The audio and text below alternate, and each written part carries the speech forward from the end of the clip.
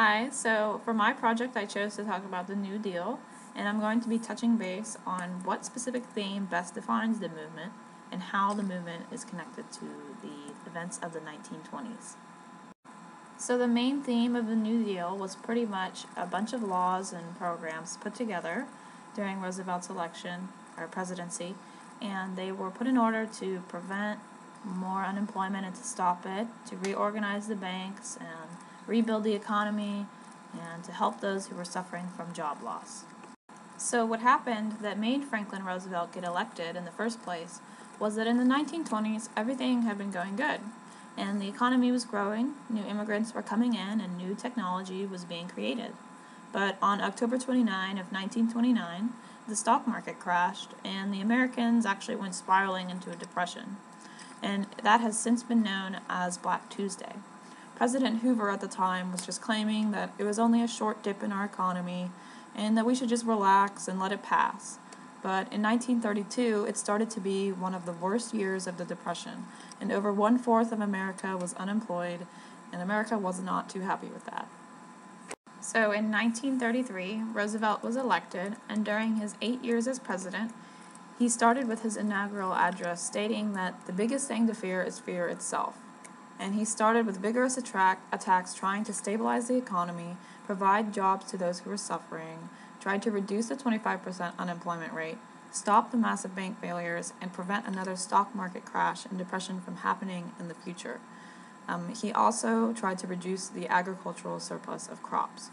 In his first 100 days, he started just 5 days after his inaugural address by signing the Emergency Banking Act, which reorganized the banks and closed those that were insolvent. Roosevelt then encouraged people to put their savings back into the banks, and in just 3 months, almost 3/4 of the banks had reopened. So he also began with 3 other important acts, such as the Agricultural Adjustment Act, which was to help commodity farmers, those who grew wheat, tobacco, dairy products, and corn, and of the sorts. And he helped them by paying subsidies if they were to leave their lands fallow. So by doing so, they would reduce the surplus of crops and help boost back prices in agriculture. The only problem was that it was only applied to landowning farmers who then, during their off time, would go and buy tractors. And then to the landless farmers, because of the tractors then, there would be no need for sharecroppers. So owners had been thankful for the act while the landless could complain about the act. Then he also signed the Tennessee Valley Authority Act, which provided the ability to build dams on the rivers, and that controlled flooding and also provided inexpensive hydroelectric power to the locals. He also signed the National Industry Recovery Act, which allowed creation of unions who could bargain for things such as higher wages and for better working conditions. And then he also banned prohibition, which bans people from buying alcohol. So we can now buy alcohol because of Roosevelt. And those were the main things that he did in his first 100 days of presidency. But he also signed 12 other major laws, such as the Glass-Steagall Banking Bill and the Homeowners Loan Act. And due to the large amount of new laws, there were always people who had something to be thankful for, but they also had something they could complain about. So to everyone, though, it was obvious that Roosevelt was taking the vigorous path that he claimed that he would. So after Roosevelt's first 100 days, he then created a second New Deal. He did so with his second election, and as he promised to be more aggressive and promised to fight back at those who were profiting off of the Depression, it caused him to win that election by a landslide. With his second term starting, people were more angry and desperate, unemployment was still persistent. So beginning his second New Deal in 1935, his first act was the WPA, or Works Progress Administration, which provided jobs for people who were unskilled and unemployed, but was only for the public sector. So jobs were for building things like roads, bridges, schools, post offices, and parks, and things like that. It also provided work for artists, musicians, directors, and people of that sort. And then his second major act that he signed was the National Labor Relations Act, which provided a way for people to supervise unions and made sure that employees were being treated fairly. The third major act he signed was the Social Security Act, which provides people with a pension for after their retirement, provides unemployment insurance, and is used to take care of disabled people and dependent children. So those were the three main acts he did throughout his second election and second New Deal. So how did the New Deal end?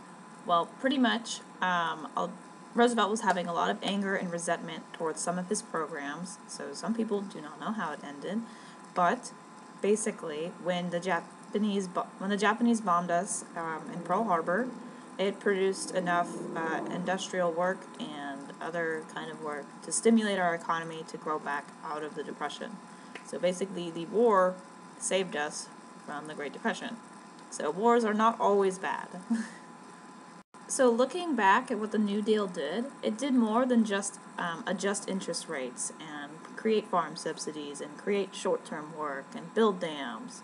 It actually created a brand new political coalition, so-called, of white working people, African Americans, and left-wing intellectuals, who rarely ever agree with anything, and still kind of don't. But back then, during the Depression, they did all agree that government intervention was good for the economy and the nation and their families.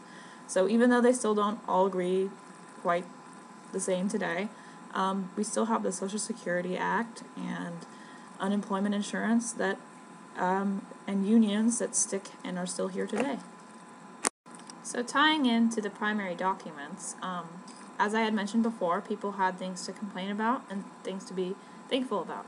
So the letters that you had shown in our primary documents, complaining about landless owners complaining about how they weren't doing so well, but then there were also the land-owning farmers that were thankful about how they were doing so well because of the Agricultural Adjustment Act. Then also industrial workers being thankful about the WPA, or unskilled workers being thankful for that, and then also other workers being unthankful for that and complaining because it was taking away their jobs. And also, the census showed that in the 1940s and before that there weren't that many people in like how there are in Texas now and California and Florida. They were mainly in Illinois and Ohio, and it greatly showed how our population had changed. There's more African Americans, more Hispanics, and everything like that. The main contributor to being more African Americans was in the first primary documents about lynching, how a lot of the African Americans and other women got together to stop lynching against them. And so since that worked out, a lot more African Americans were able to get work and provide for the economy. And that is what I had to talk about today about the New Deal. And thank you for watching my project.